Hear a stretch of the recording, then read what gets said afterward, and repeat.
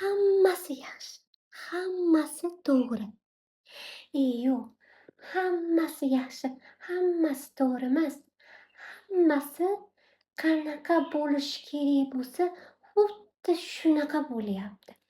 Ya'ni zarracha o'zgacha bo'lmayapti, zarracha o'zgacha bo'lishi ham mumkin emas. Uni qushlarni sayrashini, chirqirashini eshitdingmi?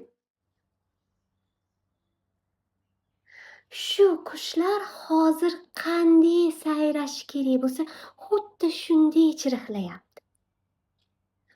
Anavi bulutlar qanaqa pozitsiyada turishi kerak bo'lsa, xuddi shunaqa pozitsiyada turibdi. Ya'ni zarracha o'zgacha bo'lishi mumkin emas shu lahza.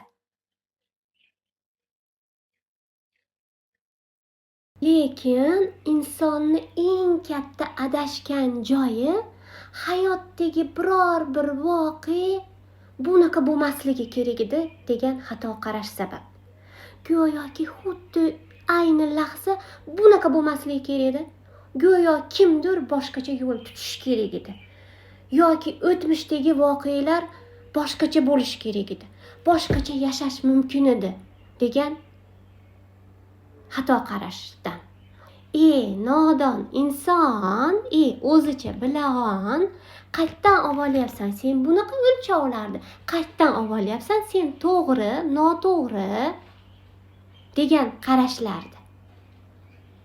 Va aynan shunaqa qarashlaring sabab o'zini tanimagan, aql egasiga aylanmagan kimsani